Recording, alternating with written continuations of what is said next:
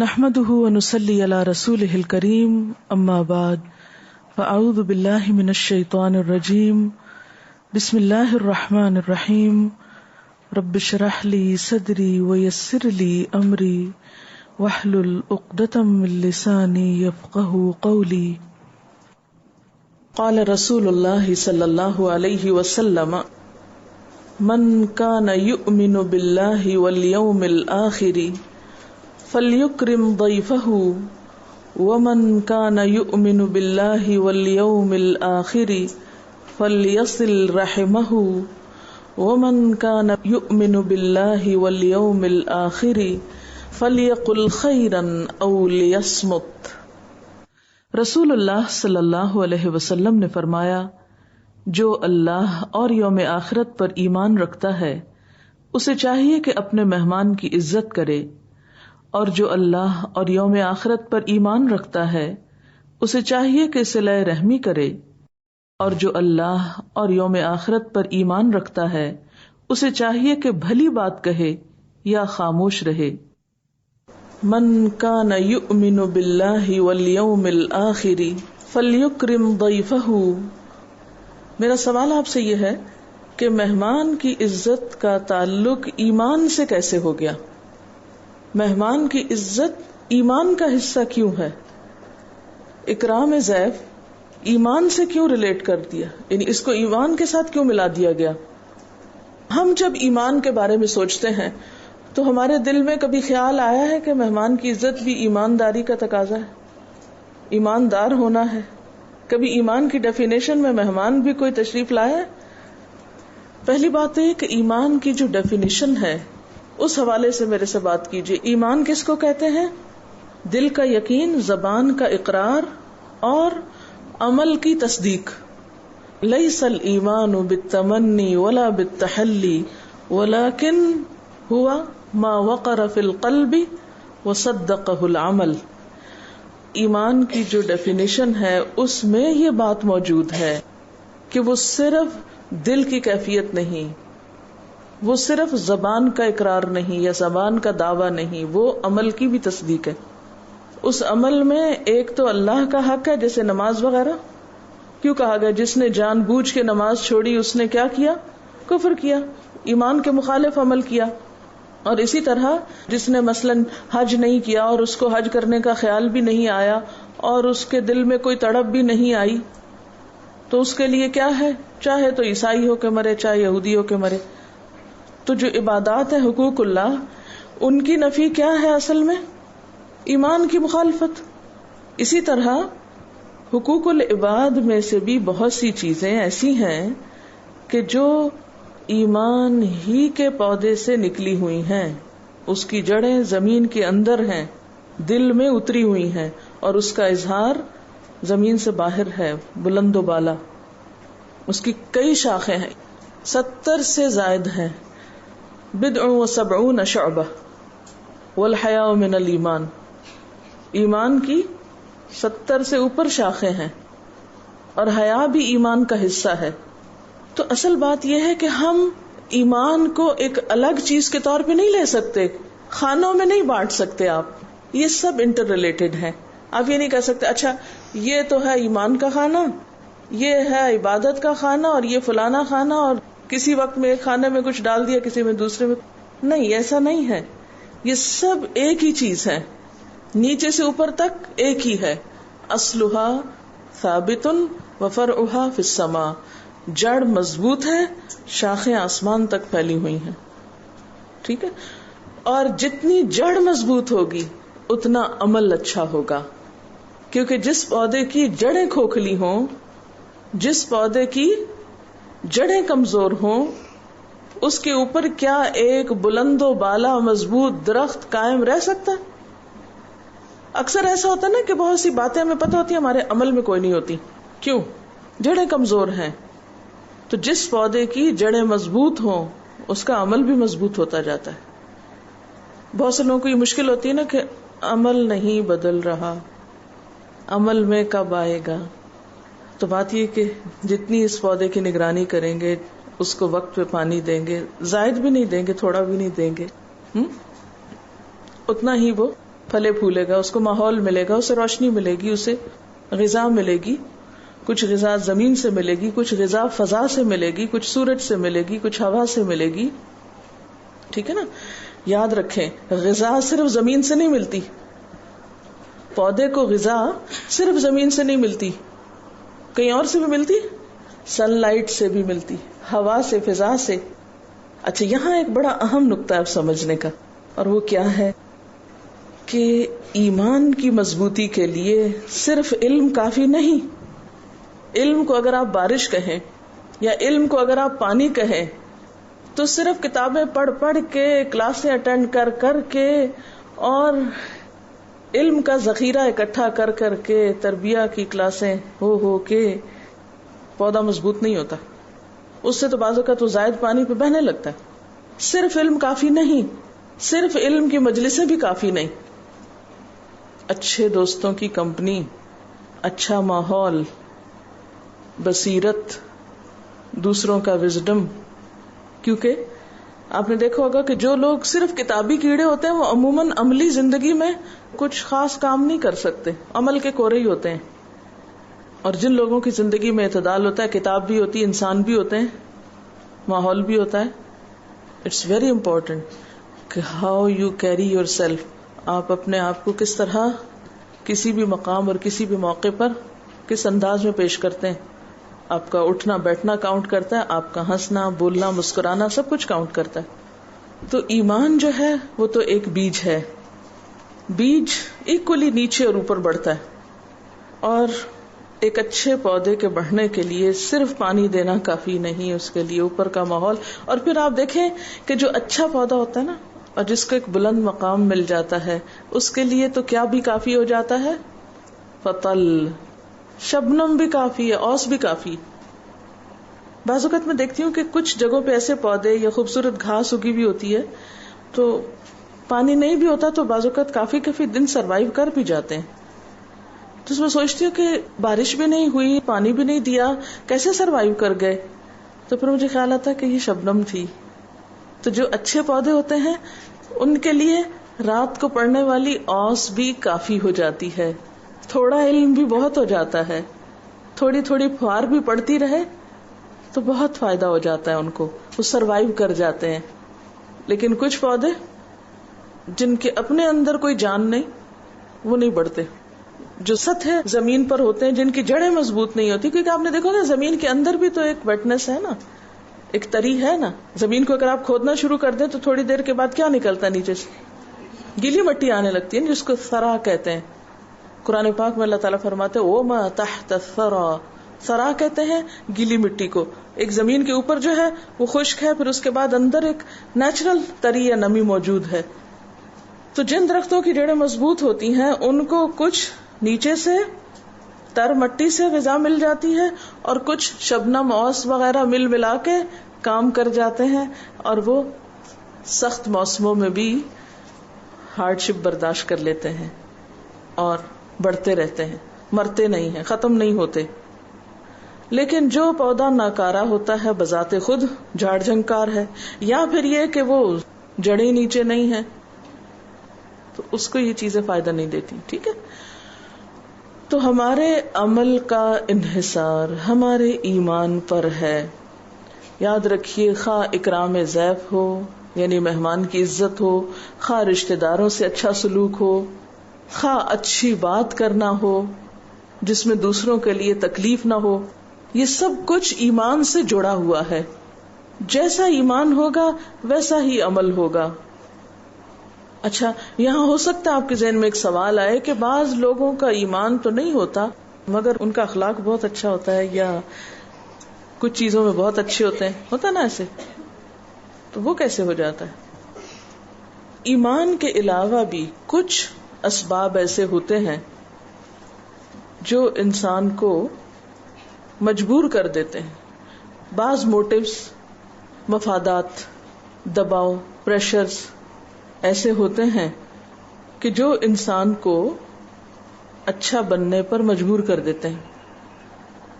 اور عموماً پھر یہ ایسا ہوتا ہے کہ جب تک وہ موٹیو موجود ہوتا ہے انسان اچھا رہتا ہے، جب وہ موٹیو ختم ہو جاتا ہے تو وہ اچھائی بھی ختم ہو جاتی. تو عموماً وہ ٹیمپریری ہوتے ہیں یا مفادات کے سہارے ہوتے ہیں. آکاش بیل کو دیکھا آپ نے؟ جڑ ہوتی ہے زمین میں، اس کی صرف اوپر اوپر ہی پھیلتی جاتی ہے، جڑ کے بغیر ہوتی ہے آکاش بیل. اور آکاش بیل کیا کرتی ہے؟ جس پودے پہ چمٹ جائے اس کو ختم کر دیتی، خود اس کے اوپر چھا جاتی. ایسے بھی ہوتا ہے کہ بعض اعمال یا بعض موٹیوز جن کے نیچے کوئی بڑی بنیاد نہیں ہوتی، وہ دوسروں کے سہارے یعنی بغیر ایمان کے پھر بعض موٹیوز یا بعض اور اسباب یا وجوہات کی بنا پر وہ پلتے پھولتے رہتے ہیں، بڑھتے رہتے ہیں. لیکن ایسی چیزوں کا بڑھنا اور پھلنا پھولنا بسا اوقات انسانیت کے بڑے فائدے میں نہیں ہوتا. اس میں پھر کیا ہوتا ہے؟ ضرورت پڑے تو دوسروں کا خون نچوڑنا بھی ہوتا ہے نا. ایسی اقوام، ایسی مثالیں دنیا میں ہے نا، کہ جن کے پاس ایمان تو درست نہیں، بظاہر بڑا خوبصورت اخلاق ہے، لیکن جہاں ان کے مفادات ہوتے ہیں، ضرورت پڑتی ہے ان کو، تو وہ دوسروں کا خون چوسنے سے، ان کو نقصان پہنچانے سے بھی گریز نہیں کرتے، صرف مفادات ہی پر جیتے. جیسے اہل کتاب کے بارے میں قرآن پاک میں آتا ہے کہ الا بحبل من اللہ او بحبل من الناس، ایک تو ہے کہ اللہ سے تعلق درست کر لیں یا پھر انسانوں سے تعلق درست کر لیں. ایک پودے کو بڑھنے پھلنے کے لیے ایک تو اس کا ذریعہ کیا ہے کہ اس کی جڑیں ہوں اچھی مضبوط، اور دوسرا پھر وہ کسی اور پودے کے ساتھ. آکاش بیل زمین پہ نہیں پھیل سکتی، ٹھیک ہے نا. تو اسلام ہمیں آکاش بیل کی طرح بڑھنا نہیں سکھاتا، اور نہ آکاش بیل جیسا اخلاق سکھاتا ہے. اس طرح تو آپ نے دیکھا ہوگا کہ جوہڑ میں بھی کچھ پھول اگے ہوئے ہوتے ہیں. کمل کا پھول، اس کی جڑیں کہاں ہوتی ہیں؟ پانی میں ہی ہوتی ہیں، اوپر ہی ہوتی ہیں، سطحی ہوتی ہیں، اندر نہیں ہوتی. تو گویا گندی جگہوں پر بھی پھول اگ سکتے ہیں. ایمان کے بغیر بھی بسا اوقات بظاہر وقتی طور پر اچھے اخلاق کے مظاہرے ہو سکتے ہیں، لیکن عموماً ایسی چیزیں انسانیت کے بڑے فائدے کے لیے نہیں ہوتی. جو کام اللہ کی خاطر ہوتا ہے اس میں انسان کے اندر کوئی لالچ نہیں ہوتا، اس میں انسان کسی سے صلہ نہیں چاہتا، انسان یک طرفہ نیکی کرتا چلا جاتا، اس کی نیکی کی رفتار میں کمی نہیں آتی. دوسرا کچھ بھی کرے وہ اپنی طرف سے نہیں چھوڑتا نیکی کرنا. جب آپ بدلے میں نیکی کر رہے ہوتے ہیں ایمان کے بغیر، ایک نیکی ہوتی ہے نا اللہ کی خاطر نیکی، اور ایک ہوتی ہے کسی مفاد کی خاطر نیکی کہ میں فلاں سے ایسا کروں گا، فلاں کے ساتھ اچھا کروں گا تو میرا فلاں کام بن جائے گا. ایک یہ سبب ہو سکتا ہے. یعنی ہم عام طور پر جب کوئی اچھا کام کسی کے ساتھ کرنے لگتے ہیں، کسی کے ساتھ احسان کرتے ہیں، تو اس میں دو اسباب ہو سکتے ہیں. ایک کسی وقتی فائدے کی خاطر، یعنی کسی سے کچھ لینا مقصود ہے تو اس کو ایک رشوت دے دیں. رشوت کا یہ کانسیپٹ ہے، آپ اچھے اخلاق کی رشوت دے رہے ہیں، کس لیے؟ کہ پیچھے آپ کا کوئی مفاد چھپا ہوا ہے، آپ کی کچھ غرض ہے. اگر وہ غرض پوری ہو جائے تو آپ بھی اچھے رہتے ہیں، اور اگر آپ کو مفاد حاصل نہیں ہوا، آپ کا مقصد پورا نہیں ہوا، آپ کی غرض پر زد پڑی، تو پھر آپ نے بھی اچھائی کو خیر بات کہہ دیا. ٹیمپریری، وقتی، سطحی، کسی مفاد سے منسلک، بس عارضی. ٹھیک ہے. اور دوسری نیکی کیا ہوتی ہے، یا نیکی کی دوسری قسم کون سی ہے؟ کہ جو بے غرض ہو، جس کے پیچھے اللہ کی رضا ہو، جس کا صلہ اور جس کی جزا انسان اللہ سے چاہتا ہو. ایسی نیکی کیسے ہوتی ہے؟ مضبوط، پائیدار، جسے کوئی ہلا نہیں سکتا، جس سے انسان کبھی نہیں رکتا حتیٰ کہ اس کی موت آ جاتی کہ مجھے تو کرنا ہے، اللہ کی خاطر کرنا ہے.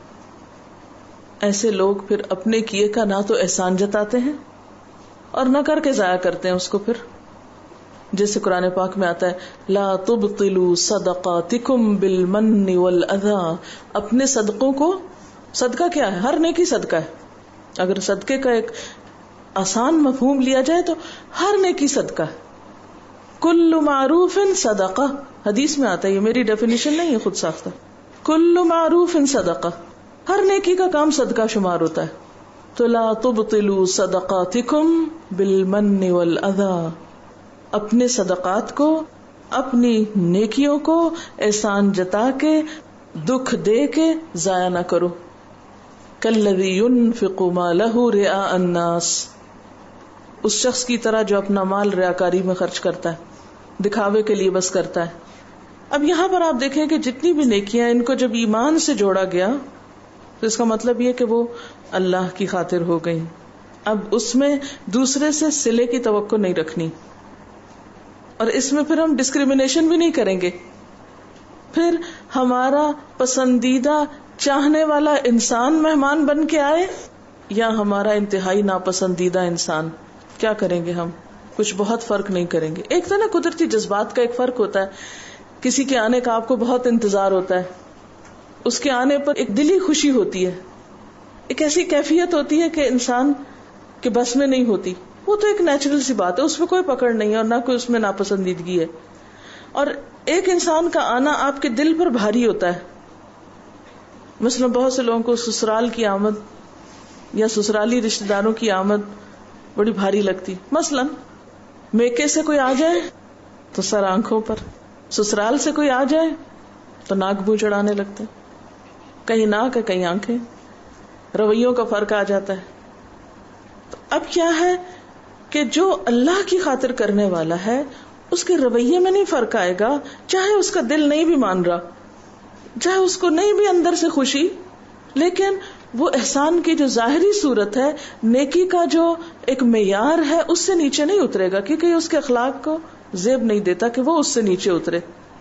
چاہے اس کے ساتھ کسی نے، مثلا ایک اور جگہ پر آتا ہے نا کہ اگر کوئی کسی کے یہاں مہمان ٹھہرے اور وہ اس کی عزت نہ کرے، اور اتفاق سے اگر وہ ایسا شخص جواباً کبھی آپ کا مہمان ٹھہرے تو آپ اس کے ساتھ وہ نہیں کریں گے جو اس نے کیا.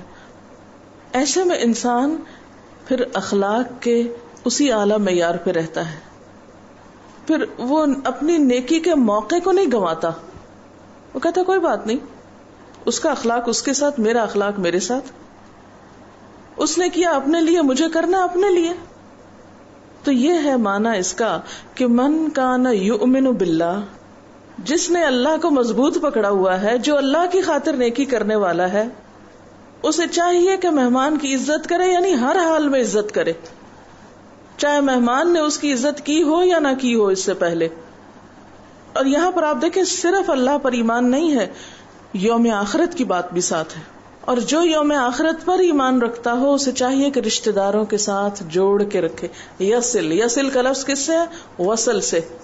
جب ہم اس کا ترجمہ کر دیتے نا صلہ رحمی کرے، وہ اتنا بڑا سا لفظ ہے کہ ہم سوچتے نہیں کیا کہہ رہے ہیں. تو اس لیے میں بہت سمپل ترجمہ اس کا کروں گی. چاہیے کہ رشتہ داروں سے جوڑ کے رکھے، بنا کے رکھے، کاٹ کے نہیں رکھے، جوڑ کے رکھے. خواہ رشتہ دار اس کے ساتھ نہ بھی اچھا کریں، کیونکہ آپ صلی اللہ علیہ وسلم نے کیا فرمایا کہ لیس الواصل بالمکافات، بدلے کے طور پہ اچھا سلوک کرنے والا دراصل صلہ رحمی نہیں کرتا. یہ صلہ رحمی نہیں ہوتی کہ جو اچھا ہے اس کے ساتھ آپ اچھے ہیں. اصل صلہ رحمی کون کرتا ہے کہ جو مجھ سے کٹے میں اس سے جڑوں، جو آگے بڑھ کر جوڑنے کی کوشش کرتا ہے.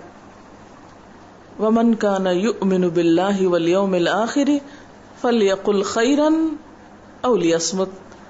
اب سوال یہ پیدا ہوتا ہے کہ ایک طرف مہمان کی بات ہوئی، دوسری طرف رشتہ دار کی بات ہوئی، اور ساتھ ہی پھر اچھی گفتگو اور اچھی کلام کی بات ہوئی. کیوں؟ اس لیے کہ عموماً ہماری گفتگو مہمانوں اور رشتہ داروں کے بارے میں کیا ہوتی ہے؟ ہماری گفتگو کا معیار کہاں آ کے گرتا ہے؟ انہی دو کے بارے میں زیادہ نیگیٹو گفتگو ہوتی ہے. کوئی گھر میں آ جائے، جانے تو دو اس کو، پھر سب مل جل کے بعد میں اس کی کیسی خبر لیں گے؟ بہت مشکل ہوتا ہے نا کہ کسی کے جانے کے بعد اس کی تکلیفوں یا اس کی طرف سے پہنچنے والے کسی بھی نقصان کو انسان ڈسکس نہ کرے. اور اسی طرح رشتہ داروں سے مل کے آئے یا رشتہ داروں کی باتیں، عام طور پر خراب گفتگو میں نمبر 1 رشتہ داروں کی برائیاں، چاہے قریب کے ہوں چاہے دور کے، یا پھر آنے والوں وزٹرز ملاقاتیوں کی. تو جو شخص اللہ اور یوم آخرت پر ایمان رکھتا ہے وہ کیا کرے؟ جب مہمان چلا جائے تو اس کے بارے میں اگر کوئی اچھی بات ہے تو وہ کر لے، نہیں تو چپ رہے. اور اسی طرح رشتہ داروں کے بارے میں اگر کوئی اچھی بات کر سکتا ہے تو کر لے، ورنہ ان کی خراب باتوں کا ذکر نہ کرے، خاموشی اختیار کر لے. یہ ہے اعلی اخلاق، یہ ہے عمدہ اخلاق، یہ ہے انسان کی اصل قدر و قیمت اگر وہ اس پر رہے. عام طور پر یہ بھی ہوتا ہے کہ جب ملاقات وغیرہ ہوتی ہے تو ایک دوسرے کو تانے شانے دیتے ہیں، کوسنے سناتے ہیں، ڈھکی چھپے انداز میں کچھ ذکر کرتے رہتے ہیں. کسی کا ذمہ تو ہم نہیں لے سکتے کہ کوئی کرے تو ہم کیا کریں، ہمیں صرف اپنا ہی ذمہ لینا ہے. اگر کوئی کرے تو ہم کیا کر سکتے ہیں، صبر کر سکتے ہیں، لیکن جب اپنی باری آئے تو پھر اپنی طرف سے گھٹیا گفتگو نہ کریں. یہ گھٹیا گفتگو ہوتی ہے، کسی کا مذاق اڑانا، کسی کو تانے دینا اور کسی پہ چوٹیں کرنا، یہ گھٹیا گفتگو ہوتی ہے. گھٹیا گفتگو کرنے والے خود اپنے معیار کو نیچے کر لیتے ہیں. اس کے پیچھے ایک بڑی بات، ایک بڑی مشکل یہ بھی ہوتی ہے کہ جو چپ رہ جائے، کیونکہ اللہ کے رسول صلی اللہ علیہ وسلم تو فرماتے ہیں چپ رہ جاؤ، او لیصمت. ہم کیا کہتے ہیں، یہ کیا سمجھتے ہیں جو چپ رہے وہ بڑا بے وقوف ہے، وہ تو انتہائی بدو ہے، اس کو تو جواب ہی نہیں دینا آتا، وہ تو اللہ میاں کی گائے ہے. اس کو احمق سمجھتے ہیں یا پھر مغرور سمجھتے ہیں. اگر کوئی چپ ہو جائے ایسی گفتگو پر تو اس کو مغرور سمجھتے ہیں. خصوصاً جب کوئی دوسرا اکسائے کہ دیکھو اب جواب نہیں بن پا رہا، اب میرے ڈر سے تم نہیں بول پا رہے نا، کوئی بات ہو تو بولے نا، میں سچا ہوں نا اس لیے تم نہیں بول پا رہے، وغیرہ وغیرہ. بعض لوگ سمجھتے ہیں کہ اگر کسی کی غلط بات پہ خاموش رہیں گے تو گویا ہم نے بھی غلط بات پہ ان کا ساتھ دیا. نہیں، ابھی چپ رہیں، کسی اور موقع پر ان کی غلطی بتا دیں. یعنی چپ رہنے کا مطلب یہ نہیں ہے کہ اگر کوئی غلط کام کر رہا ہے تو آپ اس کی غلطی نہیں بتائیں.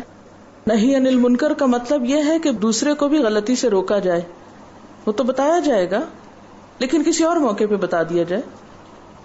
کیونکہ انصر اخاک ظالما او مظلوما، اپنے بھائی کی مدد کرو خواہ وہ ظالم ہو یا مظلوم. مظلوم کی مدد تو سمجھ میں آتی ہے، ظالم کی مدد کیا ہے، اس کو ظلم سے روکا جائے. اچھا، ظلم سے روکنا یہ نہیں کہ جب کوئی چیخنے چلانے لگے، شور مچانے لگے تو آپ اس کے منہ پہ ہاتھ رکھ دیں، وہ تو آپ کا ہاتھ بھی توڑ دے گا. اس وقت نہیں، کسی اور وقت میں جب وہ سننے کے لائق ہو، جب وہ سن لے، جب اس کا کچھ فائدہ ہو جائے.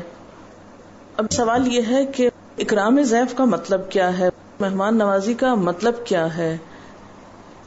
مثلا زندگی میں بہت سے مواقع ایسے آتے ہیں، کبھی بیماری ہوتی ہے، کبھی گھر میں کوئی شادی وغیرہ کا پروگرام ہے تو اس میں مصروفیت ہے، کبھی بچوں کے امتحان ہے، کبھی آپ خود پڑھ رہے ہیں، کبھی کوئی اور مشغولیت ہے آپ کی.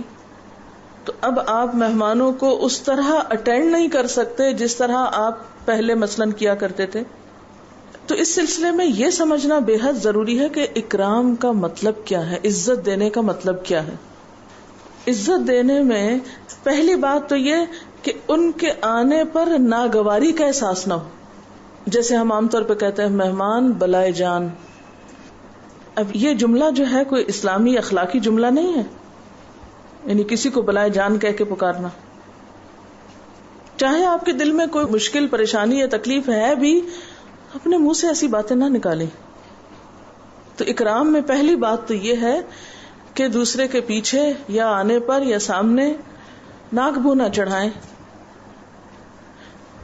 آپ اچھے طریقے سے دوسرے پہ واضح کر سکتے ہیں، معذرت کر سکتے ہیں، ایکسپلین کر سکتے ہیں اپنی پریشانی یا مجبوری یا کوئی بھی چیز جو آپ کے لیے رکاوٹ بنی ہوئی ہے دوسرے کو ٹائم دینے میں یا اس کے ساتھ بہت اچھا معاملہ کرنے میں، تو آپ اس پر واضح کر سکتے ہیں.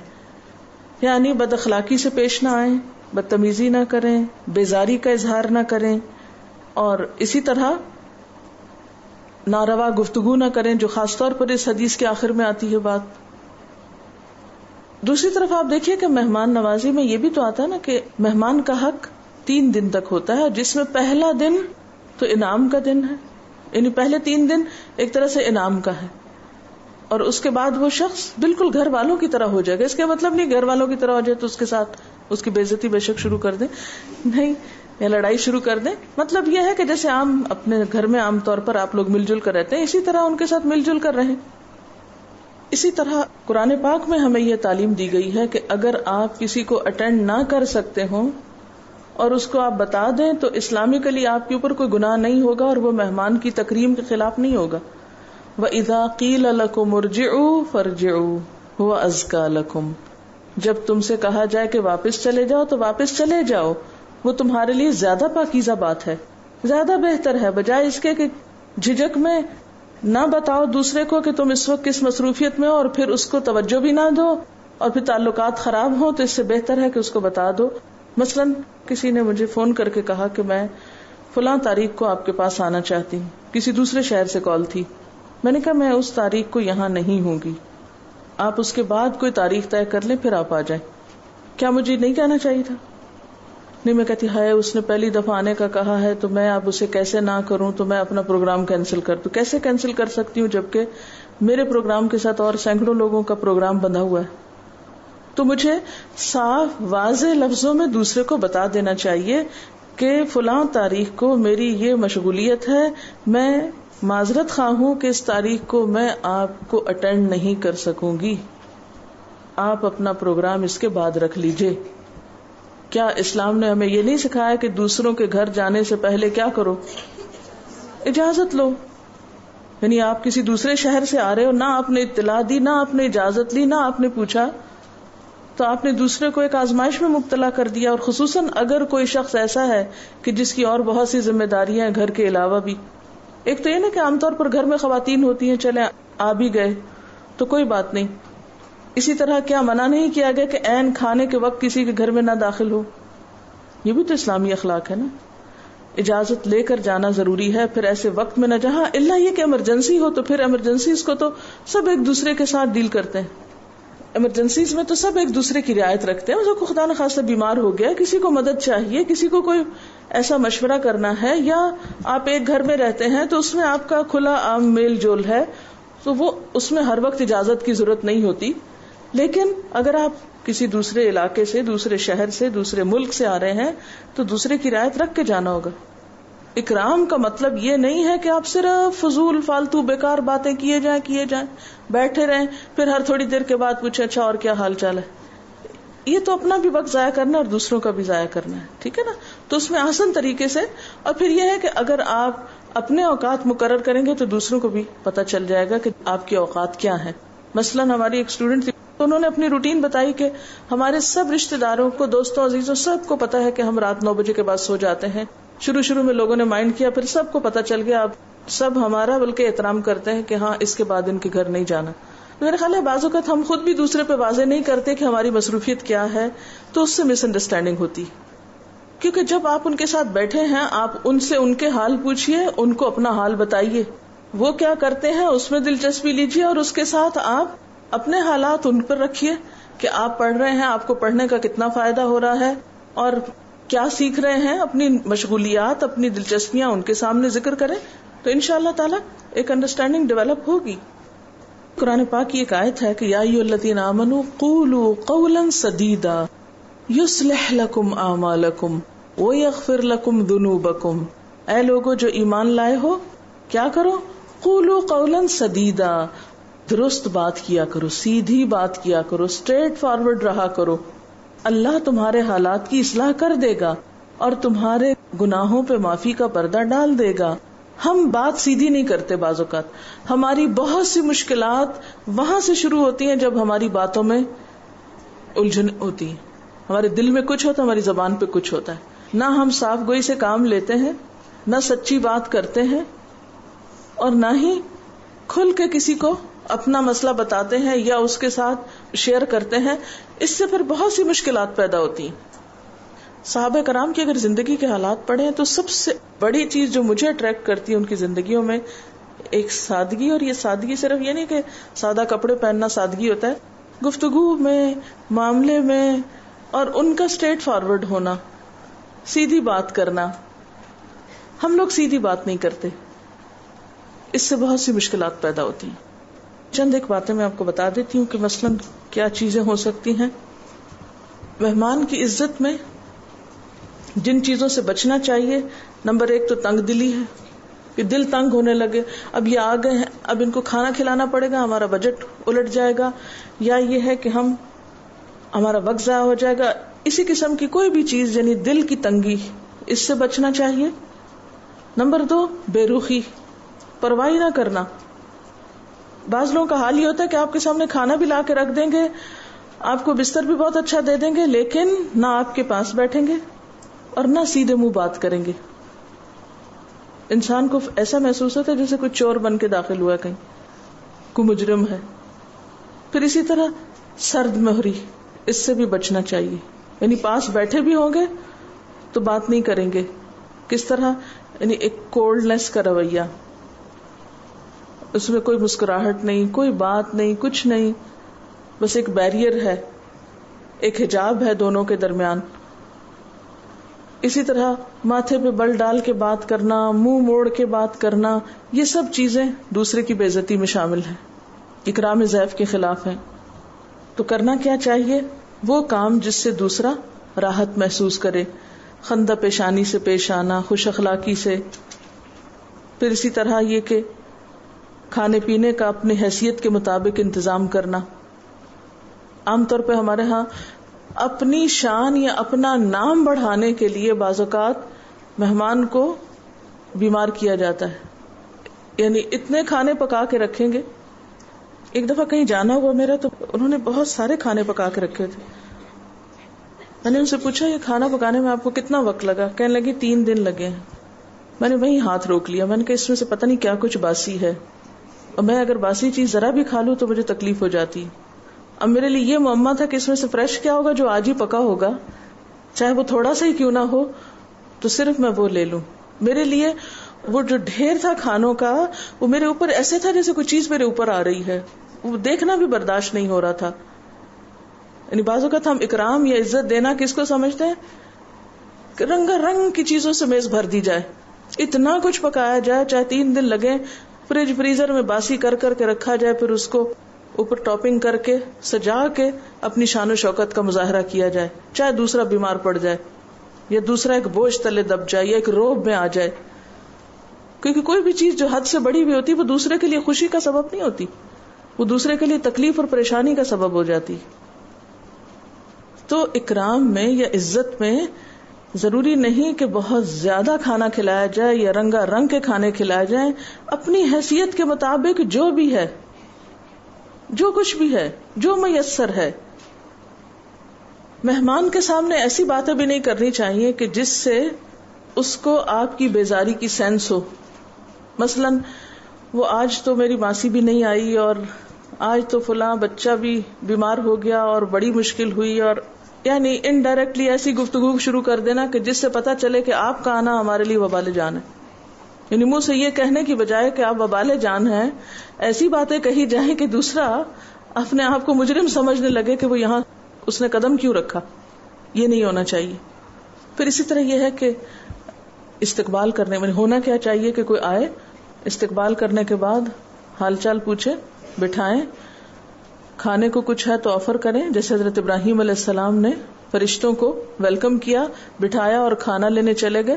اور اپنی روایت کے مطابق عربوں میں اس وقت سے ہی روایت ہے کہ بنا ہوا بچڑا جو تھا وہ اٹھا کے لے آئے. بکرا نہیں، بچڑا، یعنی گائے کا بچہ جو بکرے سے بھی بڑا ہوگا، کیونکہ ان کے ہاں مہمان نوازی کا بہترین طریقہ ہی تھا. اور آج تک عربوں میں کسی کو بہت اکرام دینا ہوتا ہے تو وہ، ہمارے تو مرغے مسلم ہوتا ہے تو ان کے ہاں بکرا مسلم ہوتا ہے. بعض اوقات سری جو ہوتی ہے نا، اس میں آنکھیں تک ہوتی ہیں، زبان بھی ہوتی ہے. پچھلی دفعہ جب ہم عمرے پہ گئے تو ادری صاحب کے ایک دوست ہیں، تو ریاض سے ان کی فیملی آئی اور انہوں نے کہا کہ آج آپ ہمارے مہمان ہیں.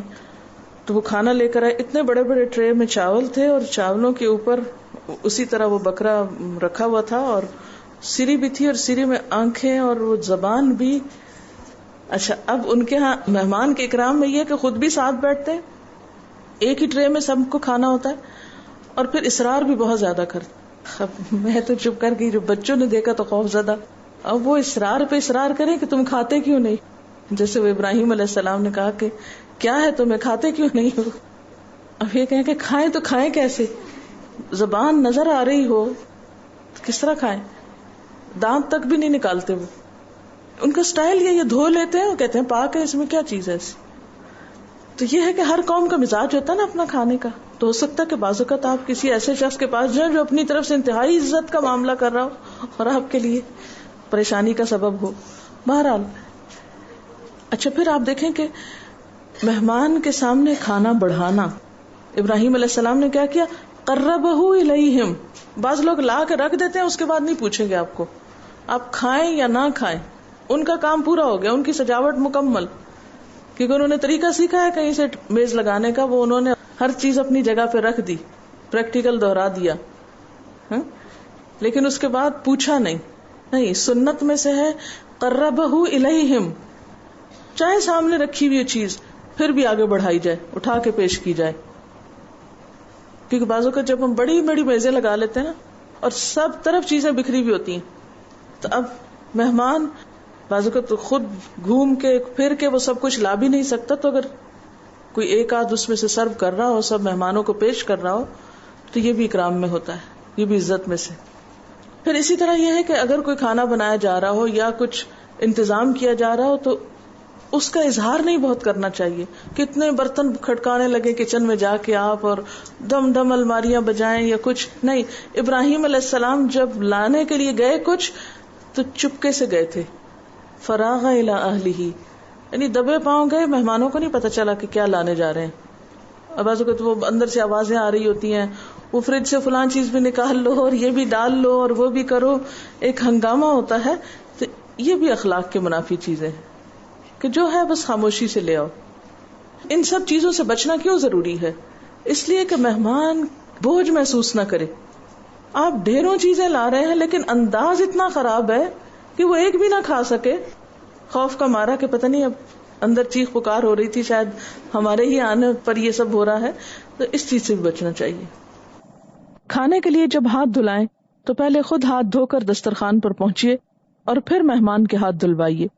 امام مالک نے جب یہی عمل کیا تو امام شافعی نے اس کی وجہ پوچھی تو فرمایا کھانے سے پہلے تو میزبان کو پہلے ہاتھ دھونا چاہیے اور دسترخوان پر پہنچ کر مہمان کو خوش آمدید کہنے کے لیے تیار ہو جانا چاہیے، اور کھانے کے بعد مہمانوں کے ہاتھ دھلوانے چاہیے اور سب کے بعد میزبان کو ہاتھ دھونے چاہیے. ہو سکتا ہے اٹھتے اٹھتے کوئی اور آ پہنچے. دسترخوان پر خوردنوش کا سامان اور برتن وغیرہ مہمانوں کی تعداد سے کچھ زیادہ رکھیے. ہو سکتا ہے کہ کھانے کے دوران کوئی اور آ جائے، پھر ان کے لیے انتظام کو دوڑنا بھاگنا پڑے. اور اگر برتن اور سامان پہلے سے موجود ہوگا تو آنے والا بھی سبکی کی بجائے خوشی سے کھانا کھا سکے گا. مہمان کے لیے ایثار سے کام لیجیے، تکلیف اٹھا کر اس کو آرام پہنچائیے. حضرت ابو شریح فرماتے ہیں میری ان 2 آنکھوں نے دیکھا اور 2 کانوں نے سنا جبکہ نبی صلی اللہ علیہ وسلم یہ ہدایت دے رہے تھے جو لوگ اللہ اور یوم آخرت پر ایمان رکھتے ہوں انہیں اپنے مہمانوں کی خاطر تواضع کرنی چاہیے. مہمان کے انعام کا موقع پہلا شب و روز ہے. مہمان کے انعام کا موقع پہلا شب و روز ہے، یعنی سب سے بہترین چیز ایک دن کے لیے، اس کے بعد اس سے کم، پھر اس سے کم، پھر نارمل. یعنی مہمان کے اکرام میں یہ نہیں کہ اگر وہ 1 مہینہ ٹھہر رہا ہے تو 1 مہینے تک آپ قرض لے لے کر وہ سب کچھ پکاتے رہیں گے جو آپ نے پہلے دن پکایا تھا. اچھا، یہ جو پہلے دن کی مہمانی، اس کو انعام کیوں کہا گیا؟ پہلے دن کی خاطر تواضع کو انعام اس لیے کہا گیا ہے کہ جیسے انعام دیتے اور لیتے وقت خوشی ہوتی ہے، انعام کا دینا بھی خوشی ہوتا ہے نا، اور انعام کا لینا بھی خوشی ہوتا ہے. تو اسی طرح میزبان کی آفر بھی خوشی اور مہمان کی آمد بھی خوشی کا ذریعہ، اور اس کا اپنی مہمانی کا حق وصول کرنا، یہ سب کچھ خوشیوں کا باعث. اچھا، اسی طرح مہمان نوازی میں صرف یہ نہیں ہے کہ آپ کوئی مہمان آیا ہے تو اس کو آپ صرف کھلانے پلانے پہ ہی توجہ رکھیں. اس کی نیند، اس کے آرام، اگر اس کو واش روم کی ضرورت ہے، نماز کا وقت ہے، ان چیزوں کا بھی خیال رکھیں. کیونکہ بعض لوگ اتنی والہانہ عقیدت کا ثبوت دیتے ہیں کہ نہ آپ کو واش روم جانے دیتے ہیں، نہ آپ کو سونے دیتے ہیں، نہ آپ کو یکسوئی سے نماز پڑھنے دیتے ہیں. یعنی آپ کی جو انسانی ضروریات ہیں ان کا بھی خیال نہیں رکھتے، اس کو بھی بھول جاتے، اسے فراموش کر دیتے ہیں، کیونکہ وہ آپ کو بہت چاہتے ہیں. وہ اتنے خوش ہیں کہ آپ کو چند لمحوں کے لیے بھی اپنی نگاہوں سے اوجھل نہیں ہونے دینا چاہتے. تو یہ جو ایکسٹریمزم ہے یہ بھی نقصان دہ ہے، یہ بھی ٹھیک نہیں. ہمارے والد ہمیشہ مہمان کو خود جائے نماز بچھا کے دیتے تھے. بہت دفعہ ایسا ہوتا ہے کہ آپ کہیں جاتے ہیں, آپ کو یہ نہیں پتا چلتا کہ قبلہ کدھر ہے. کبھی آپ گھر کے بچے سے پوچھتے ہیں تو بالکل الٹا رخ بتا دیتا ہے. امام شافعی کو امام مالک کے خادم نے ایک کمرے میں ٹھہرانے کے بعد کہا, حضرت قبلے کا رخ یہ ہے, پانی کا برتن یہاں رکھا ہے, بیت الخلاء اس طرف ہے. یعنی ایک دوسری انتہا یہ ہے کہ آپ بالکل بٹھا کے اس کو گیسٹ روم میں خود بھول جائیں, اسے فراموش کر دیں, اور پھر ساتھ جب سامنے آئے تو کہیں وہ چونکہ ہم آپ کے لیے کھانا بنا رہے تھے اس لیے آپ کو نظر نہیں آئے. تو نہیں, آنے کے بعد اب ڈپینڈ کرتا نا کہ کوئی کتنی دیر کے لیے آیا. آئے, ویلکم کریں, سلام دعا کریں, حال چال پوچھیں, بٹھائیں. دور سے آیا ہے تو اس کو واش روم کا بتائیں.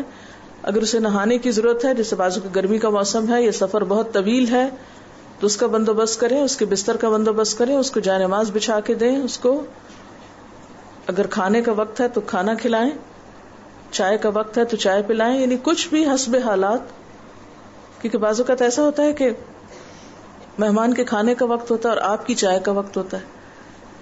تو ایسی چیزوں کا بھی جو بظاہر دیکھنے میں بہت چھوٹی چھوٹی ہوتی ہیں لیکن دوسرے کے لیے خوشی یا تکلیف کا سبب بنتی ہیں, تو اس میں فرق کرنا بے حد ضروری ہے. پھر اسی طرح یہ ہے کہ بعض اوقات دوست احباب ہوتے ہیں, رشتے دار ہوتے ہیں, بہت وہ لوگ ہوتے ہیں جن سے بہت محبت ہوتی ہے, پھر ہمارا جی چاہتا ہے بہت باتیں کریں. اچھا, عام طور پہ مہمانوں کی آمد پہ کیا ہوتا ہے, رات جگہ ہوتا ہے نا, خصوصاً اگر کزنز وغیرہ یا رشتے دار ایسے مہمان جن کے ساتھ آپ بہت فری ہوں, تو اگر وہ آئیں تو پھر تو لازمی سی بات ہے کہ آپ کو رات کو دیر تک جاگنا ہے. اچھا, آپ تو اپنے گھر میں تھے, آرام کیے ہوئے ہیں, اب آنے والا معلوم نہیں کتنی مشقت سے سفر کر کے آیا, تو ہو سکتا ہے اس کو آرام کی ضرورت ہو, لیکن اس کو جاگنا ہی جاگنا ہے کیونکہ آپ جاگنا چاہتے ہیں. تو ایسے میں اپنی خوشی کی خاطر کسی کے لیے تکلیف کا سامان پیدا کرنا یہ بھی درست نہیں, چاہے دوسرا تکلف میں نہ بھی کر سکے. اسی طرح اگر مہمان کو کسی قسم کا کوئی خطرہ ہو یا کوئی اور آ کے اس کے گھر میں بے عزتی کرنا شروع کر دے تو اس سے بھی اس کو بچائیے. بعض اوقات ایسا ہوتا ہے نا کہ آپ کے گھر میں کوئی آیا ہے, اتنے میں کوئی ایسا شخص آ گیا جو اس کا حریف ہے, رائیول ہے, یا اس کو پسند نہیں کرتا یا کسی بھی لحاظ سے اس کے ساتھ اس کی نہیں بنتی, تو وہ آ کے کوئی کریٹیسزم شروع کر دیا یا کوئی باتیں سنانی شروع کر دی کہ اور نہیں کہیں تو یہیں تم ہاتھ لگے, ذرا میں اپنے دل کی بھڑاس نکال لوں.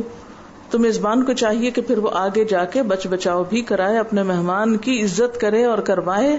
یعنی مہمان کے اکرام میں صرف خود عزت کرنا نہیں, دوسروں سے عزت کرانا بھی ہے. بعض اوقات گھر کے بچے مہمان کی بے عزتی شروع کر دیتے ہیں, خصوصاً اگر کوئی ایسا شخص مہمان آیا ہو کہ جس نے مثلاً آپ کی والدہ کو ستایا ہو یا کوئی اور ایسی تکلیف پہنچائی ہو. بعض اوقات خاندانوں میں ایسا ہوتا نا کہ جیسے ساس بہو کی نہیں بنتی, پھر دادی اماں گھر میں آئیں تو بچوں نے محاذرائی شروع کر دی کہ ہماری دادی نے ہماری اماں کے ساتھ یہ کیا تھا, یا پھپھی نے یہ کیا تھا, یا فلاں نے یہ کیا تھا, لہٰذا اب ہم بدلہ لیتے ہیں اپنی ماں کی طرف سے. نہیں, اگر کوئی گھر آ گیا آپ کے تو خواہ اس نے کیسی بھی آپ سے بدسلوکی کی ہو, آپ کو کوئی حق نہیں پہنچتا کہ آپ گھر آئے ہوئے شخص کی بے عزتی کریں. یہ انتہائی بد اخلاقی. اس چیز کا, اس پہلو کا بھی لحاظ رکھنا بے حد ضروری ہے کہ خود نہیں بچوں سے بھی عزت کروائیں, دیگر متعلقین سے بھی عزت کروائیں. سوال یہ کہ اگر مہمان ہماری بے عزتی شروع کر دے تو بھی صبر سے کام لے, کیونکہ ہمارے ایمان کا حصہ یہ ہے کہ مہمان کے ساتھ نہیں برا کرنا, چاہے وہ ہمارے ساتھ نہ اچھا کر رہا ہو. ہاں, ایسا ہو سکتا ہے کہ آنے والا بھی ہمارے ساتھ بدسلوکی کر سکتا ہے, لیکن چونکہ ہم میزبان ہیں اس لیے ہمیں اپنی ذمہ داری اسی طرح نبھانی ہے. اس میں آپ دیکھیے کہ حضرت لوط علیہ السلام ہیں, جب ان کے پاس فرشتے آئے اور ان کی قوم کو پتا چلا اور وہ قوم دوڑتی ہوئی آئی ان کے ساتھ برا سلوک کرنے کے لیے, تو انہوں نے کیا کہا, ان ہؤلاء ضیفی فلا تفضحونی واتقوا اللہ ولا تخزونی. دیکھو یہ میرے مہمان ہیں, مجھے رسوا نہ کرو, خدا سے ڈرو اور میری بے عزتی سے باز رہو. کیونکہ بعض اوقات مہمان کے سامنے اگر اہل خانہ کی بے عزتی ہونے لگے یا اہل خانہ کے ساتھ برا کوئی سلوک کرنے لگے تو اس میں بھی مہمان اپنی سبکی محسوس کرتا ہے. اسی طرح اگر گھر میں آپ کے کوئی مرد حضرات نہیں ہیں اور کوئی نامحرم مرد آپ کا مہمان بن کے آ گیا ہے, تو اب آپ کیا کریں؟ نبی صلی اللہ علیہ وسلم نے خواتین کو خاص اس بات کی تلقین کی ہے کہ وہ اپنے گھر میں کسی ایسے کو نہ آنے دیں، کیونکہ تنہائی میں کسی مرد کے ساتھ بیٹھنا ہو سکتا ہے شوہر کو بدگمان کر دے کہ یہ میرے پیچھے سے کیوں آیا ہے۔ بعض اوقات ایسا ہوتا ہے کہ کوئی دوسرے شہر سے آتا ہے، تو اس صورت میں اگر ممکن ہو اپنے شوہر کو اطلاع کر دیں کہ فلاں شخص آ گیا، آپ گھر پہنچے اور اس کو بھی بٹھائیں، اور ہو سکتا ہے گھر میں بچے وغیرہ بھی ہوں، بالکل آپ تنہا نہ ہوں، لیکن اگر آپ بالکل تنہا ہوں تو اس سے معذرت کر لیں کہ آپ 1 گھنٹے تک آ جائیں۔ اسی طرح آپ صلی اللہ علیہ وسلم نے خواتین کو خاص تلقین کی ہے کہ عورت اپنے گھر میں کسی ایسے کو نہ آنے دے جس کا آنا شوہر کو پسند نہ ہو، یعنی ایسے مہمانوں کو ویلکم نہ کیا جائے جن کا آنا گھر میں بگاڑ کا سبب بن جائے، آپس کے تعلقات کی خرابی کا سبب بن جائے۔ کیونکہ بعض لوگوں کا آنا، اور اس میں ضروری نہیں کہ صرف مرد حضرات ہی ہو سکتے ہیں، اس میں عورتیں بھی ہو سکتی، ایسی دوستیں ہو سکتی ہیں، ایسے رشتہ دار ہو سکتے ہیں کہ جن کے آنے سے گھروں میں پھوٹ پڑتی ہو یا گھر کے حالات خراب ہوتے ہوں، تو ان کے آنے کو بھی منع کیا گیا ہے۔ اس میں آپ دیکھیں کہ آپ صلی اللہ علیہ وسلم نے فرمایا ہے، ریاض الصالحین میں یہ حدیث موجود ہے کہ تمہارے کچھ حقوق تمہاری بیویوں پر ہیں اور تمہاری بیویوں کے کچھ حقوق تم پر ہیں۔ ان پر تمہارا حق یہ ہے کہ وہ تمہارے بستروں کو ان لوگوں سے نہ روندوائیں جن کو تم ناپسند کرتے ہو، یعنی گھر میں کسی ایسے کو نہ ٹھہرائیں، یعنی مہمان نہ بنائیں کہ جو تمہیں پسند نہیں۔ اس میں یہ نہیں کہ صرف مرد حضرات ہیں، اس میں عورت بھی۔ اور تمہارے گھروں میں ایسے لوگوں کو ہرگز نہ گھسنے دیں جن کا آنا تمہیں ناگوار ہو۔ کتنی واضح ہدایت ہے۔ اور سنو، ان کا تم پر یہ حق ہے کہ تم انہیں اچھا کھلاؤ اور اچھا پہناؤ۔ تو یہ بیوی کے فرائض میں داخل ہے کہ وہ ایسے معاملات میں ضرور رعایت کرے اور اس قسم کے گیسٹس کو پھر وہ ویلکم نہ کرے کہ جو گھر میں فساد کا ذریعہ ہوں۔ اسی طرح یہ ہے کہ مہمان کو صرف نوکروں یا بچوں کے سر پہ نہیں چھوڑ دینا چاہیے۔ مثلاً ہم دیکھتے ہیں کہ امام شافعی جب امام مالک کے ہاں بطور مہمان ٹھہرے تو امام مالک نے بہت عزت اور احترام سے انہیں ایک کمرے میں سلایا۔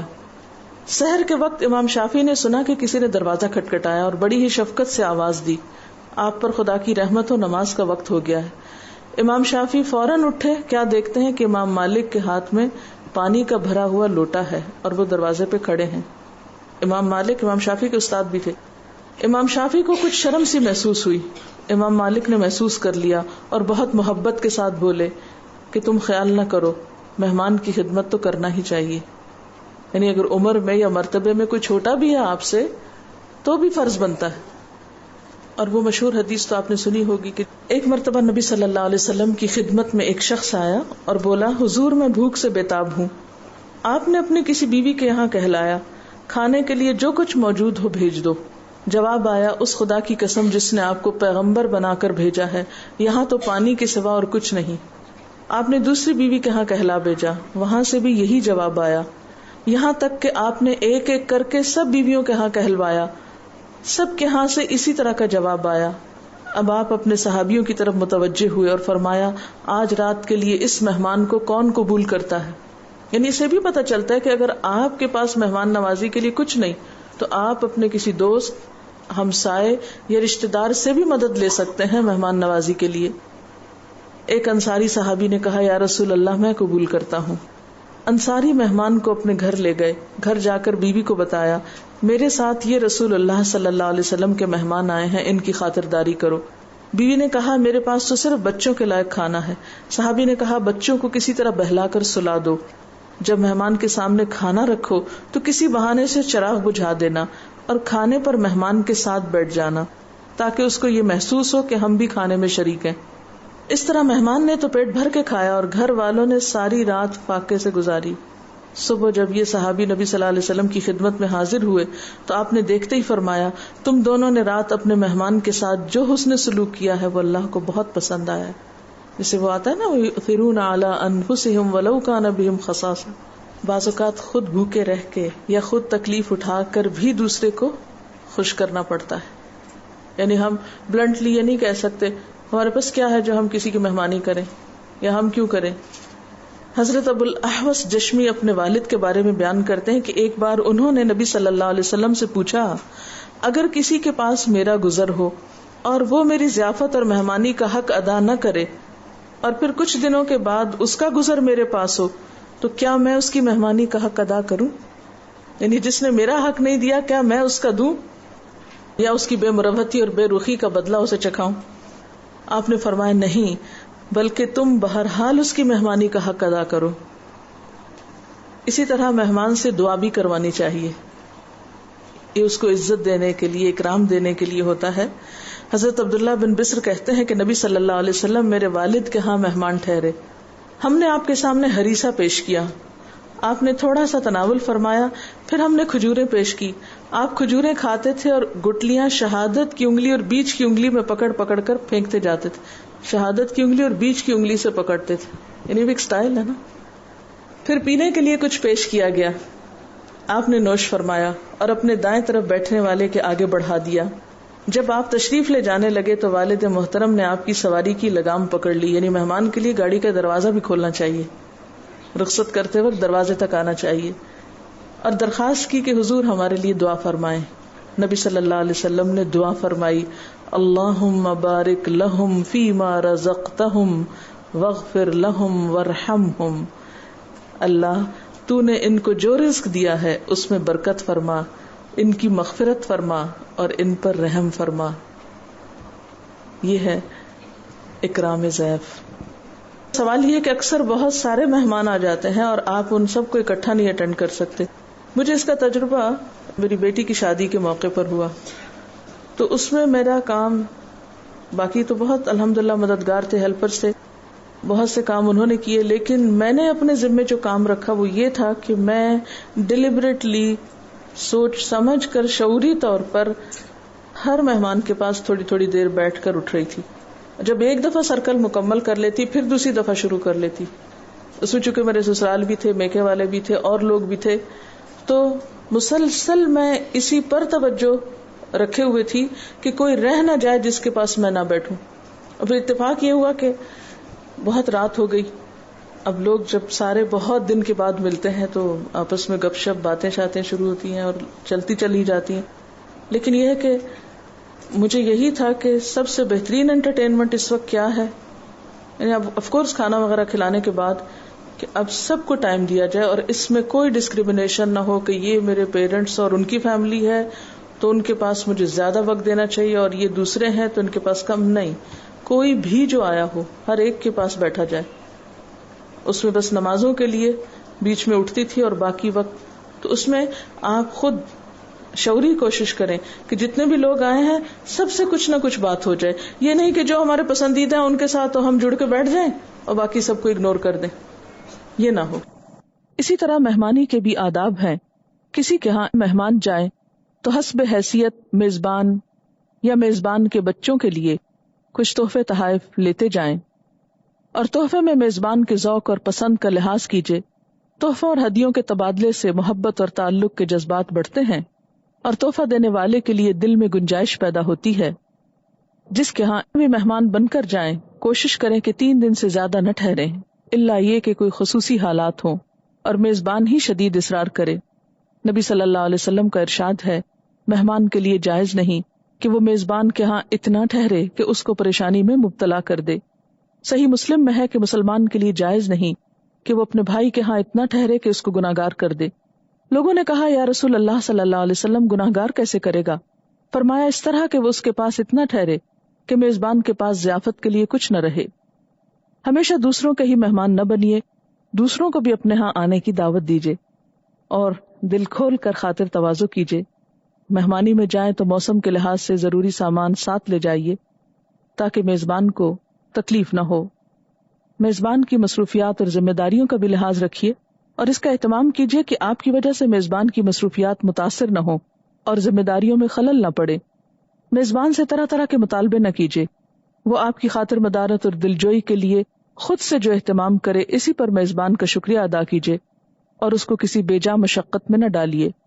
اگر آپ میزبان کی خواتین کے لیے غیر محرم ہوں تو میزبان کی غیر موجودگی میں بلا وجہ ان سے گفتگو نہ کیجیے، نہ ان کی آپس کی گفتگو پر کان لگائیے اور اس انداز سے رہیے کہ آپ کی گفتگو اور طرز عمل سے انہیں کوئی پریشانی نہ ہو، اور اسی طرح کسی وقت بے پردگی بھی نہ ہونے پائے۔ اگر کسی وجہ سے آپ میزبان کے ساتھ نہ کھانا چاہیں یا روزے سے ہوں تو نہایت اچھے انداز میں معذرت کریں اور میزبان کے لیے خیر و برکت کی دعا مانگیں۔ جب حضرت ابراہیم علیہ السلام نے آنے والے معزز مہمانوں کے سامنے پرتکلف کھانا رکھا اور وہ ہاتھ کھینچتے ہی رہے تو حضرت نے درخواست کی، آپ حضرات کھاتے کیوں نہیں؟ جواب میں فرشتوں نے حضرت کو تسلی دیتے ہوئے کہا، آپ ناگوار محسوس نہ کریں، دراصل ہم کھا نہیں سکتے، ہم تو صرف آپ کو ایک اچھے لڑکے کی پیدائش کی خوشخبری دینے کو آئے ہیں۔ جب کسی کے ہاں دعوت میں جائیں تو کھانے پینے کے بعد میزبان کے لیے کشادہ روزی، خیر و برکت اور مغفرت اور رحمت کی دعا کیجیے۔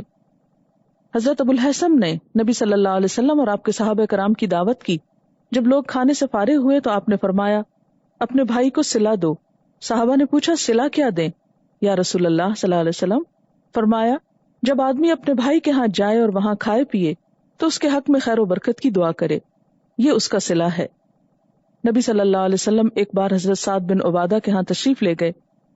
انہوں نے آپ کو روٹی اور زیتون پیش کیا، آپ نے تناول فرمایا اور یہ دعا کی، افطر عندکم الصائمون واکل طعامکم الابرار وصلت علیکم الملائکہ، تمہارے ہاں روزہ دار روزہ افطار کریں، نیک لوگ تمہارا کھانا کھائیں اور فرشتے تمہارے لیے رحمت اور مغفرت کی دعا کریں۔ وآخر دعوانا ان الحمد للہ رب العالمین۔ سبحانک اللہم وبحمدک نشہد ان لا الہ الا انت نستغفرک ونتوب الیک۔ السلام علیکم ورحمۃ اللہ وبرکاتہ۔